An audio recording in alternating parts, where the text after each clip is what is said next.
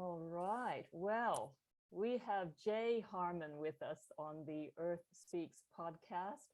Welcome, Jay, to the show. Oh, thank you. Good morning. Yeah, it's a great honor to have you here, especially at such an incredible time of so much shift and so much change right now. There's so many initiatives coming forward, and of course, lots of challenges as well. So, just to put our listeners into the picture, I have a bio here of Jay, and it's an amazing one. And I'm just going to read that out. So, Jay Harman is an award-winning inventor and one of the pioneers of the revolutionary science biomimicry, which emulates nature to create highly efficient, sustainable technology. Described by the Science Channel as a visionary and futurist, Jay has lectured at numerous universities and is a frequent keynote speaker on nature-inspired design, including TED, TEDx, and the C40 Cities Climate Leadership Group. His work has been featured in multiple documentaries, including Prince Charles's documentary and the book, Harmony. His award-winning designs are part of the permanent collection at the New York Museum of Modern Art.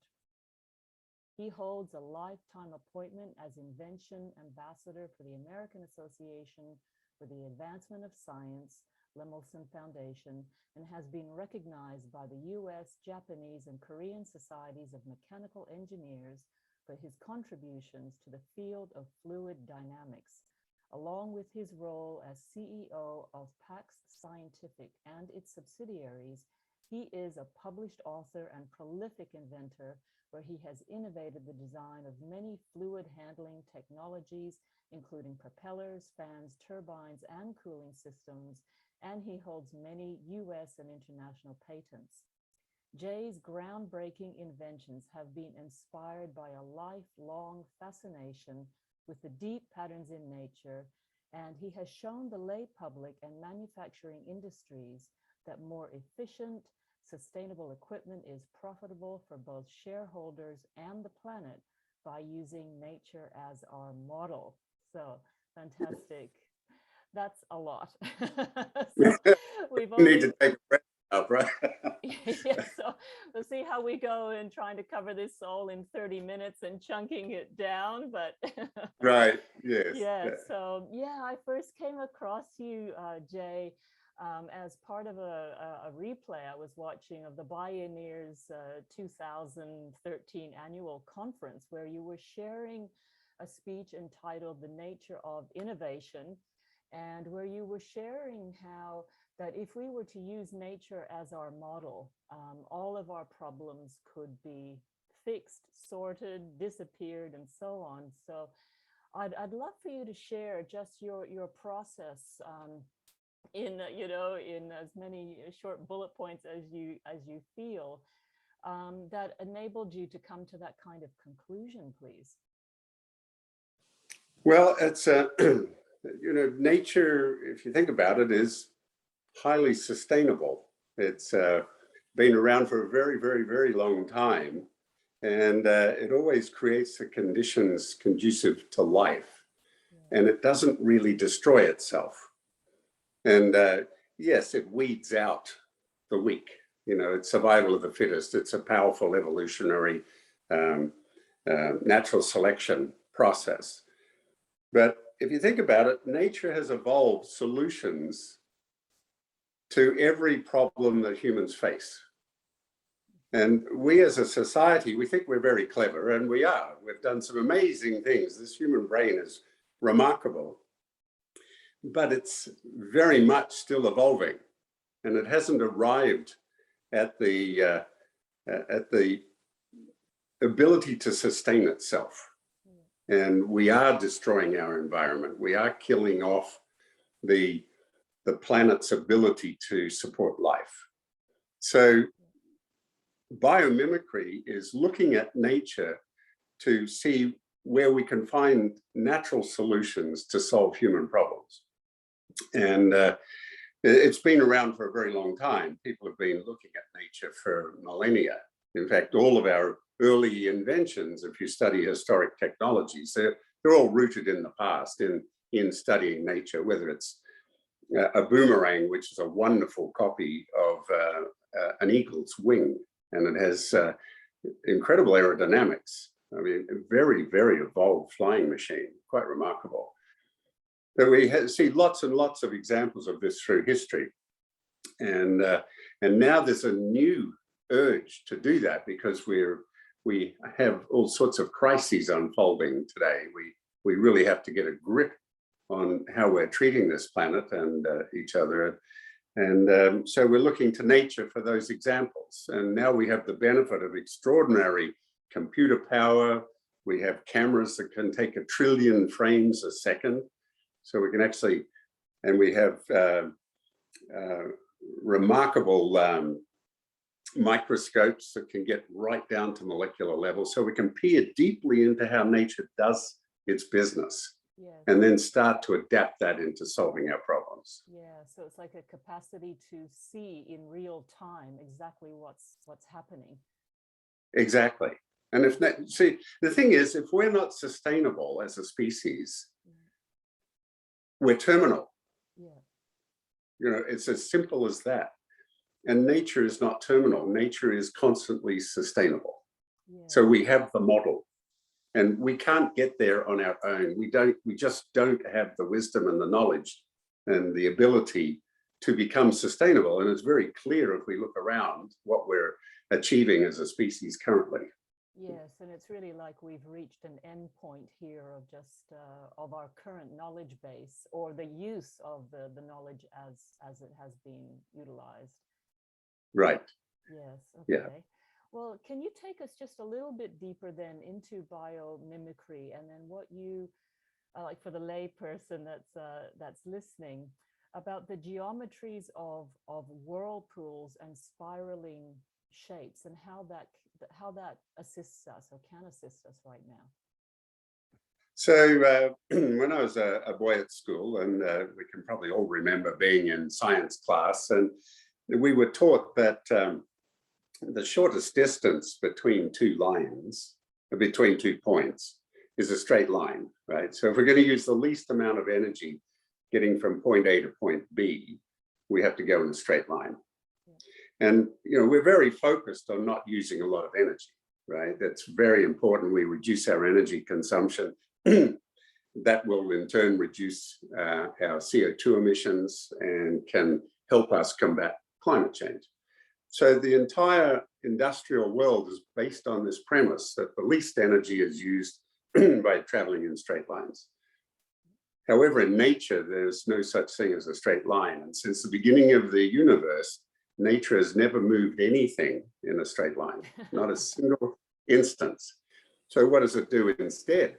Yeah. Because in every case, no matter what we look at, whether it's a human heart or how an insect flies or a fish swims, nature always uses much less energy than we do to get the same job done. Yes.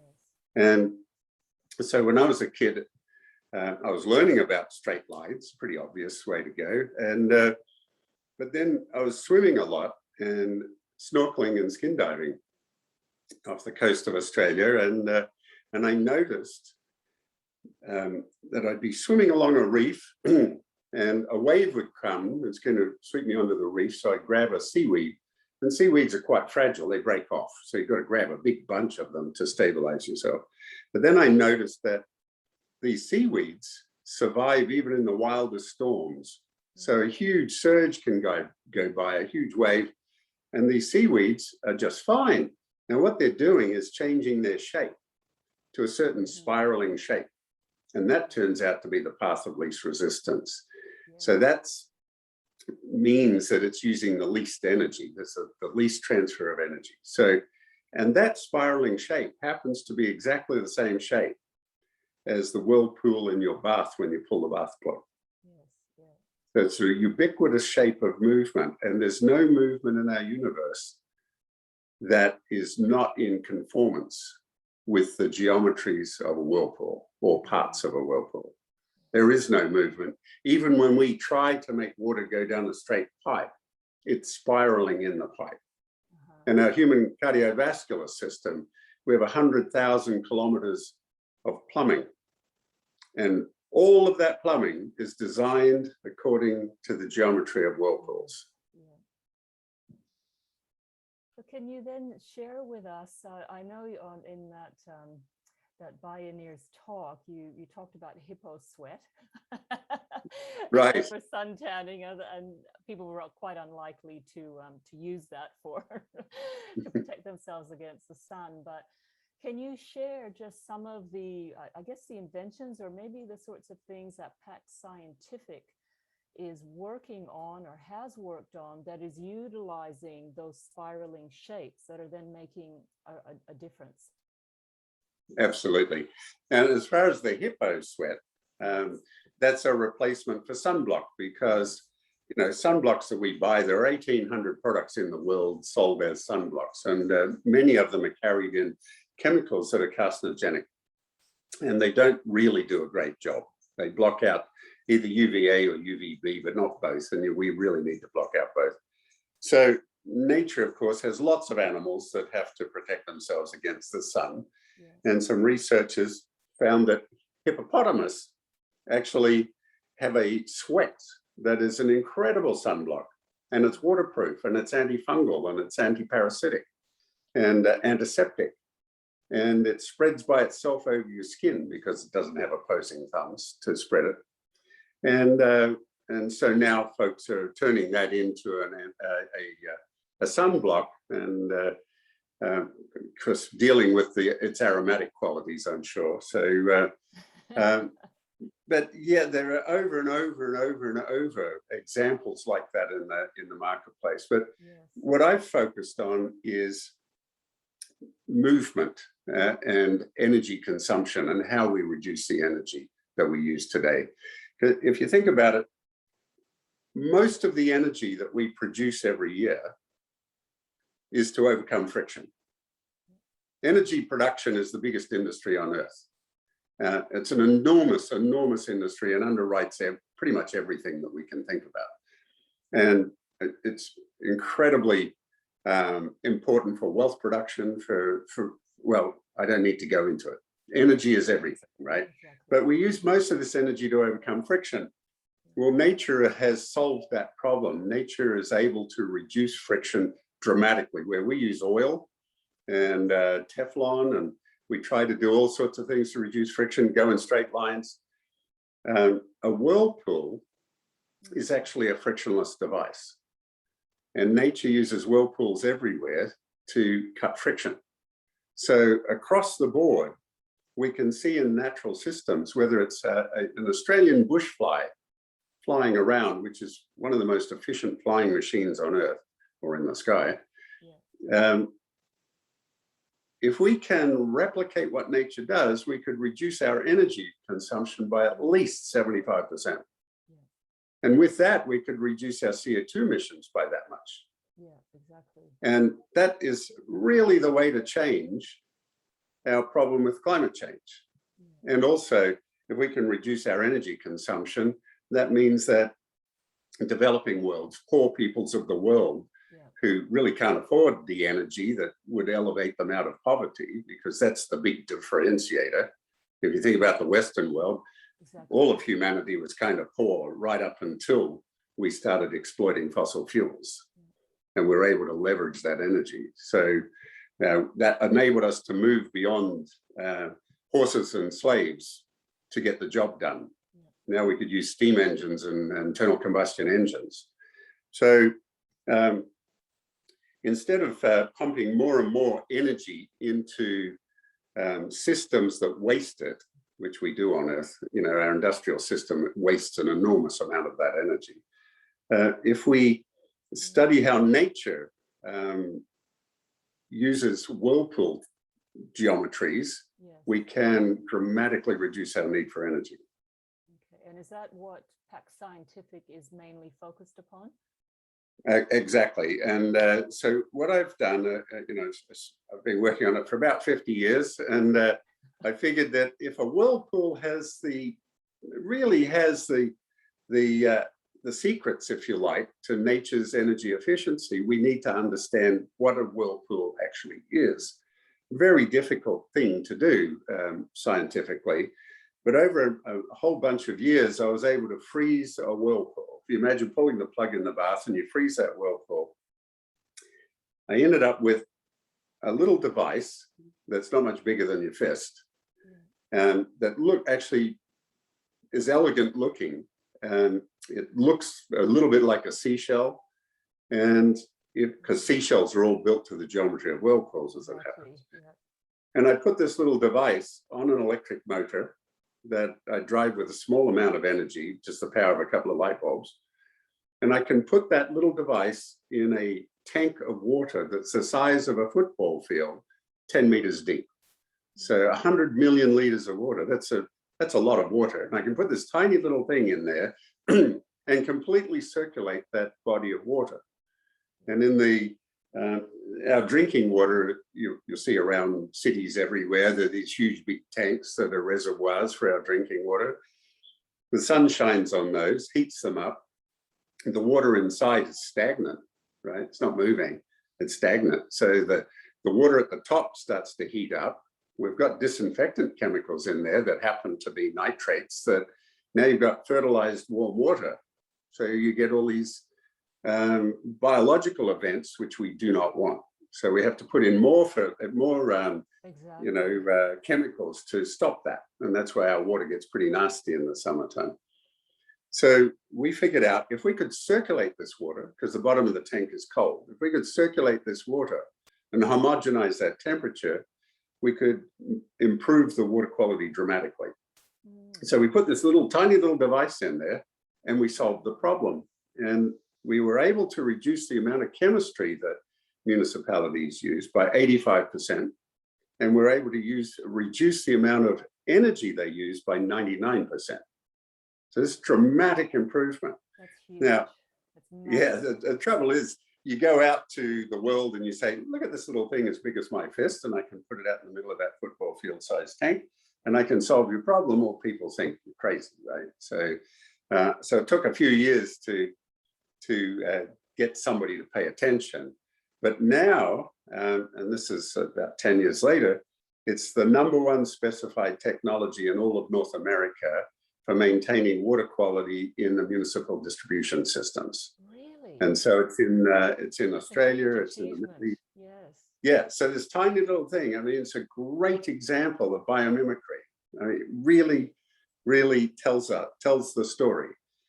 Once we do that, okay, so that was our starting position. We had to prove it to the world and actually get people to imagine that it was possible to make these quantum leaps in improvement. And based on that, we were able to take Whirlpool geometries and start creating fans, air movement things and propellers and turbines, and even down to the shape of a fuselage. So if you think of our jetliners, they're long cylinders going through the air. Well, there's no insect or bird on the planet that has a cylindrical shape, right? So all of our flying natural organisms have shapes to cut friction. Our aircraft don't. Yes. But anyway, we looked at fans. Okay, well, fans, all the fans in the world use 22% of the world's electrical production every year. Well, that's a huge amount of energy. And fans haven't really changed since they were invented in the 1880s. You can buy a fan today that looks the same as a fan that was built 120 years ago. And so nature doesn't build fans, of course, but it does build wings, lots of them.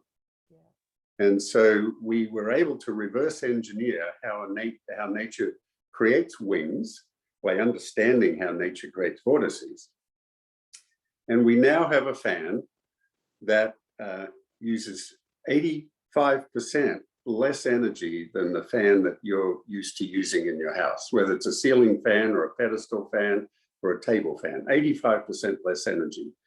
Now, that seems like an extraordinary improvement, and it is.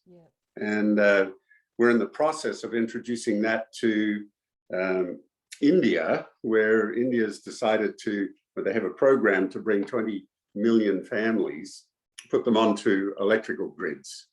And they're doing it through microgrids, through solar farms. And of course, they need super efficient equipment. They can't afford to waste any energy if you're putting in this renewables infrastructure. So it's a perfect product for India. It's a perfect product for everywhere, really. Anybody that uses a fan, well, if you like, analogy, Australia has moved from incandescent light bulbs to LED, and we saved 90% of the energy by doing that. Our fans use the same energy in a pedestal fan as an LED bulb. It's the same dramatic difference, 85% change in the energy. So that's just two examples. And if you think about it, pretty much everything we do as humans, wherever we're using energy, we're overcoming friction. So whether it's in pumps or turbines or whatever it is, heat exchangers, if we take this approach and apply it, we can dramatically reduce the amount of energy we need. How would that apply then to aircraft? Because I mean, they're just such huge, energy intensive beasts, flying through the air. Exactly. So what are your thoughts on that and how your technologies could revolutionize flying? Well, it's not just our technology. It's there's more than 100,000 initiatives in the world now of different ways of adapting nature's techniques and strategies into industry. So an aircraft is a compilation of a whole lot of technologies from, the materials, like now, of course, we're starting to do carbon fiber aircraft. The new Boeing Dreamliner is mostly plastic and carbon fiber. And they're synthetic fibers, but nature's extremely good at making fibers. And a wonderful fiber that's available today that fishing rods and hockey sticks are being made out of comes from carrots. So carrot fiber is incredibly cheap. It's lightweight. It's completely sustainable product. Super strong, just as good as any other fiber. And maybe it'll be a little while before we have a plane built out of carrots, but it's an indicator of where we can hit. But there are other products. There's a material made out of carbon that is lighter. It's lighter than air, and it's called graphene, and it's a remarkable development. And it's worth listeners looking it up. Graphene. Carbon is the 6th most common element in the universe. There's plenty of it. We've got our coal and oil and natural gas to make graphene out of. So rather than burn all of those fossil fuels, we can create graphene, which is many times stronger than steel. It's lighter than air. It has so many properties. I won't even try to handle them now. But if we made aircraft out of them, we'd end up with an aircraft that many parts of it are lighter than air. If we have a much lighter aircraft, we need much less horsepower to drive it with. If we create shapes on those aircraft that are more like how nature designs, we'll have less drag as well.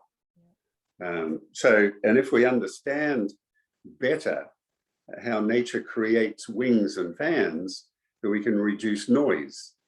If you think about an owl, the bird, an owl flying at night, in the dead of night, can fly down and catch a mouse in a field. The mouse doesn't hear anything because the owl flies without a sound. And noise, which is kind of a word really associated with the Industrial Revolution. Before the Industrial Revolution, we didn't really have noise on Earth. We had the thud of an axe or the whispering of the pines or splashing of water. We had sounds, of course, and some of them were very loud. We had the roar, but we didn't have noise, if you like. Well, noise is symptomatic of inefficiency. It's related to inefficient systems. When we build a fan based on nature's whirlpools, we reduce the noise dramatically. It can go down at least half immediately. So an aircraft, from the ground up, every part of an aircraft can be improved by looking at biomimetic solutions. Yeah, and just from so many different angles. Right. Yeah. So do you, I mean, this is all sounding super positive, and it's really, really great to listen to you. Do you feel that the changes that are happening by you and so many, of course, so many others around the planet, do you feel that they are happening at pace with some of the sectors that are still, you know, stuck in a bit of business or a lot of business as usual, and, you know, the mowing down of the Amazon and all of that? What's your sense at the moment of all this? I absolutely think the innovation is keeping pace. No question. Yeah. There are hundreds of thousands, there are millions of creative people in the world coming up with remarkable solutions. Yeah. And we collectively have the technology now that we can create pretty much anything we can imagine, which is the first time in history you can say that. So I have no problem that the answers are there. Yeah. I mean, just from a biomimetic point of view, nature's already solved those problems. The whole library is there in front of us. Yes. If we don't burn it all down too soon. It's not the solutions that are the problem. It's the inertia. It's human nature, and we're like frogs in the proverbial pot where the water's heating up, and we just sit there until we're cooked instead of jumping out. Yeah. So here we are. I mean, 8 billion of us know that things aren't right. We know that we're heading headlong into disaster in all sorts of ways, and we're not changing as a species. We're not implementing. We just looked at the conference in Scotland in October. About that. Yes. Right, and there are so many dedicated souls that are doing everything they can, and yet we're not changing. Yeah. We are not changing in anywhere near fast enough time. And that's in the DNA of humans. Yeah. What is it in us humans that we know we're facing serious, serious problems, and we have the solutions, but we're not using them? What is that? And what are your thoughts on what that is? You know, why is it that we're waiting for the 11th hour, or, you know, just creating so many more problems in so many different areas? Do you have you know, some people have a philosophical sense of why that is, or even a spiritual sense? Is it you know, is this more like a cultural thing based on disconnection, you know, through industrialization? What are your thoughts on that? Well, look, I do have a lot of thoughts on it. To condense it down into the most simple, you know, we are hardwired with genes that look out, you know, we're driven in large part by fear and greed. Yeah. Fear and desire, right? Lizard brain. We're born as an organism on this earth that has to survive. So we're afraid of things that we might not survive, and we have desires. Yeah. And unfortunately, in the last 100 years, we've become, as a society, extremely good at exploiting both those things. Yes. To sell product. Yeah. Right? So if you look at advertising, you can always bring it down to either fear, avoiding the boogeyman, or desire. Yeah. Whether it's sex, possessions, or status, or whatever it is, right? Yeah. And science has enabled that as well. You know, the top marketing firms employ psychologists. So we study how the human brain works, and we find the trigger points. How do we get people to buy this thing that they didn't even know they wanted, yes. Right? And then they have to have it. So we've created this extraordinary economy today. You know, we've got wealth that, you know, just even any person in the Western world has more riches than royalty of the past. You know, a medieval king would have given his kingdom to have good dental treatment, or a car, or, you know, just even good food that we have, right? So, and much of that is around this whole marketing thing of exploiting those two things. And that's a runaway train. Yes. And we're doing it more and more and more and more. We're trying to trick the human brain into getting on that treadmill. Now, while we're on that, we want instant gratification. Yeah. So instant gratification is pretty much a modern term. So here we are running headlong into this really difficult future because we can't get off this addiction, if you like. Yeah. Yeah. So it sounds like, I mean, from my perspective, there's been huge levels of awareness, so that there are people who are much more aware of what's happening. Huge amounts, as you say, of innovators and inventors, and from all kinds of backgrounds and walks of life that are doing incredible things in communities and at all levels and strata of life and society as we know it. But it sounds like you might be feeling or thinking that as human beings, we might need a few more wake-up calls in order to really shift in the way that we need to shift. Yeah.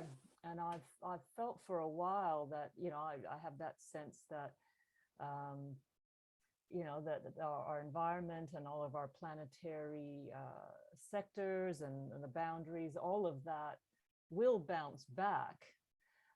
But I do wonder about the human species as to where it's going, where it's taking itself, and of course a lot of other species as well. And when we're listening to people like let's say Dr. Zach Bush and how just poisoning agriculture with all kinds, just more and more of the chemicals, and how that then relates to increased sterility in men and women, and not able to reproduce ourselves.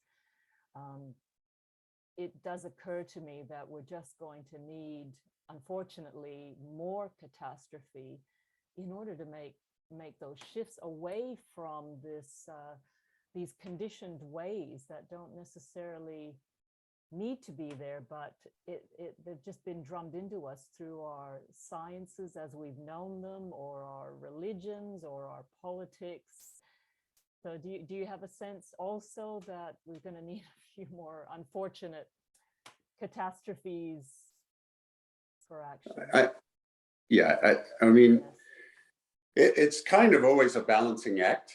Yeah. There's good and bad, there's light and dark. I mean, there's crisis, there's redemption. So while we have this headlong career, at the same time, we have the solutions. And like you're saying, there are many people on Earth that are approaching it with a very positive set of intentions and skills. And so nature is an optimist. Nature is always producing life. You put down a concrete car park and weeds will start coming up between the cracks, right? You leave it 50 years and that's all falling apart. Look at Chernobyl, right?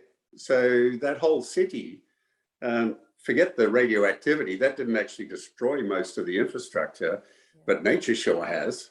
It's come back, the wildlife's come back. It's like an extraordinarily, it's almost like a pristine environment now, albeit that it's a bit radioactive, but it's almost like a natural landscape. So nature is an optimist, and nature will always survive. And humans, like you say, who knows? But where I am really optimistic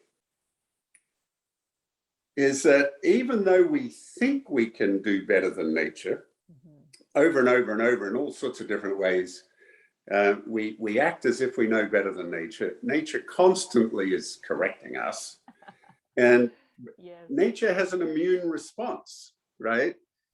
You cut down a forest and then all sorts of new species, all the pioneer species come in that fix nitrogen and get the soil ready so that it can rehabilitate itself and turn itself back into a forest. Nature does that, right? So no matter what we're doing, nature uses its immune response to take care of the damage we're doing. And I think part of that cycle is our young people. Our young people are part of nature's immune response. And kids today know so much more than we ever did. I mean, I grew up in a vacuum of knowledge, essentially. And but you look at kids today, my goodness, and the quality of these kids, of their intelligence and their intentions and their goodwill to each other. So there are whole aspects of our society that are really acting like an immune response. And I think the kids of today are our future, and they're absolutely heading in the right direction. Now, we have these crises. Unfortunately, they're going to get worse and worse, and some of them are going to be pretty catastrophic for a lot of people. And at the same time, we have this rising antidote. So the illness has an antidote. For every thesis, there's an antithesis. So, and life is messy, and it's always been messy, right? For every one of us, for every animal, everything's challenged in this world, right? So as a species, we're challenged, but we've been through challenges before. 70,000 years ago, there was a volcanic eruption on Earth called the Lake Toba event. And that wiped out humanity down to, they say, from genetic studies, to 1,000 breeding pairs. So all of humanity basically disappeared, except for a tiny little group. Now, in today's language, if there are 1,000 breeding pairs left of any species, we say they're critically endangered and basically on the edge of extinction, right? So humans got there 70,000 years ago, and we've bounced back to who we are today. And we've had those kinds of episodes numerous times since, maybe not as dramatic, but, we bounce back and nature bounces back. So, yeah. Well, I think what I also, was feeling as you're talking there too, is that, that nature always has a solution or an antidote. And if we are perhaps nature's greatest challenge, asteroids and all of that, notwithstanding, but, that it's also holding human beings in an open and intelligent space, so that as we are creating messes and bumbling our way along, it's then creating new ways forward, or new species, or new initiatives. So in a strange way, we also, with our behaviors, we're also creating adaptation. We're also creating newness in it. So I think if we look at that big picture side of it and, come at it from, and the same thing with human beings, you can sort of keep on with the old ways, but then human beings, like weeds, are always going to come up with brand new things to meet the moment. So we're all going forward together. Well, I wanted to, just as we're coming to the end here, so that if we reframe that these catastrophes, of which there are many happening at the present time simultaneously, if they're not happening to us as such, if they're not happening because of us, because we've done everything all wrong, but if it was happening for us, so it's kind of picking up where we just last finished, then they're happening for us, then what's your 10-year vision of who we could be as a species, with regard to living here on the Earth? Well, what could we be as a species? 10 years too short for us to learn. The thing there is, I'm not sure as a species if we've actually changed. I mean, if we've come from primates, most primates are not really nice to each other. They're pretty rough, especially if you look at chimpanzees, etc. Right? So we have some inherent issues in our species. That we do violence to each other. We do have a not care attitude to things that are surprising. You know, it's surprising how little we care sometimes. But can we change humanity is really the trick. And what does that mean? We can't. I don't think anybody has the power to change humanity. I have to say, I just trust in life and nature. And we've always muddled through. And what I see now is, you look at children, you know, with that sense of awe and joy and immediateness and presence and delight. Well, a lot of the time they're not delighted. And a lot of the time they are delighted, you know, but it's, I don't think as a species we change.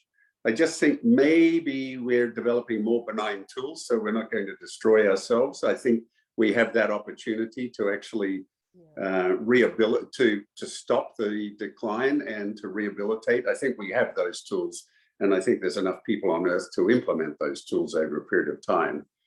As a species, do we change? I just don't know that that's possible. Individually, we can, obviously. But as a whole, and I spent most of my life hoping and expecting that that could happen, and I signed on for that task. I joined all sorts of groups and things with that ideal of, well, we can lift humanity to a much better place. Well, we can in all sorts of ways, but can we actually change the hearts of people? When you think of the likes of Jesus and Buddha and Rumi and, you know, endless, and Muhammad and the endless, you know, people that hold up these extraordinary values that we value, you know, kindness to each other, love thy neighbor as thyself. Those models are there in front of us and always have been for as long as we know. Has it really changed society overall? I'm not sure. So I think it's messy, and I think the mess will continue. And I think that's about the best I can say about that. Yeah, and that out of the messes come other initiatives, and we just keep rolling forward. Yeah. In a way, you know, a big percentage of the world believes in reincarnation. I can't speak to that. I have no memory of that. So, but you know, if there is such a thing, then maybe Earth gets called the trainer planet. Yeah. So. A lot of people see it that way, that it's a school. But I'm just delighted, you know, Buddha had the most impressive sermon he ever had, I think, was the flowers sermon, where he came in before his students, and he didn't say a thing, he just held up a flower. And I think that's everything, you know, if we can just be present to anything and something in nature in this life. I mean, that's all the answers are right there. Well, that then leads me to that if you could just say one thing, if you had one piece of advice, would it be, you know, hold up a flower or just observe, be more present? Absolutely. Go into nature and be still. And just, you know, one of the best things that I find in life, seriously, and where I come up with all my observations and invention, I'm not really an inventor, I'm an observer of nature. And I see things in nature that maybe not have been noticed in quite the same way before. So, and then I adapt them. So for me, one of the most joyous things in the world is to just go into the bush and take my shoes off and walk through a native forest, right, where it's unspoiled, and walk really slowly. So it might take an hour to walk, I don't know, 50 meters. And just look and see what's there. And it's just remarkable what's there that we never see. The same when I go diving, which I do a lot. If I'm scuba diving, I'll go to the bottom somewhere where it's, you know, beautiful nature, unspoiled. And I don't swim around, I just sit there. And I'll sit there for an hour, or as long as the air lasts. And it's just remarkable what shows up, things that I see that I would have never seen otherwise. And and all these creatures come to me, but I also see deeper and deeper and deeper and deeper and deeper. And then I get all of these insights. Yeah. And it's delightful because I'm totally in that moment. Nothing else exists. Yeah. And I'm in this wonderful thing called nature. Yes. Well, I have a similar experience. I live on Cuchimudlo Island, which is just 10 minutes off the coast of Queensland, just, you know, like close-ish to Brisbane, I suppose. And my home is surrounded by trees of all kinds, and birds and butterflies and frogs, and, you know, it's an island of about 700 people. There's quite a lot of us here. And I was living in Coolangatta, you know, just a little while ago. And of course, that's really busy and beautiful in its own way, near Rainbow Bay Beach and all the beautiful beaches there. But one of the things that I most love to do and to be is to have my coffee in the morning and to just sit there and to, you know, mindfully become aware of just how many sounds I can hear, and colors, and, you know, what am I feeling on my skin? Is the wind, or it's the heat, or, you know, whatever it may be. And I wouldn't say like I go into a reverie. Sometimes I might go into a reverie, but there's such an expanse in that moment, and a depth and a height in it all. And there's such an intelligence that I experience from it. And we have beautiful mangrove tracks around the island as well, and all kinds of, you know, even when I look at that, the mud that's in those mangroves, and I just think of the trillions and trillions of microbes and intelligence within that. And in the middle of a mangrove where you've got the, you know, the seawater there, and it's just dirt. You've just got this one tiny little shoot coming up with two leaves. And I just think, and to me, I just marvel. I find it extraordinary that life persists in the most, you know, difficult circumstances, the harshest of circumstances. So I can well understand your experiences, and also just how you can receive, you know, ideas for initiatives and where to go next.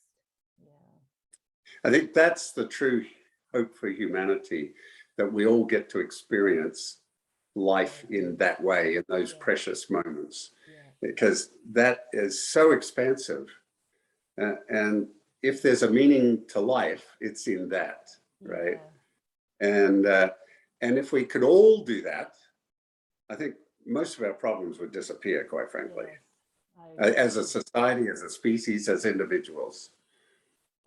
Well, that's what I'm finding at the moment too. I'm so interested in, as I shared in the initial emails, in regeneration and mentoring and teaching from that perspective, because it really brings in our ancient teachings, of course, but they're also deeply connecting teaching, so that if you can really feel the ecology, and you know that even your own cells and the whirlpools within you mirror all that exists, when we experience that, and we experience that sense of unity or merging, the ideas come, but it becomes less possible to trash things, to destroy things, because we do feel that everything is absolutely connected at those most intrinsic levels.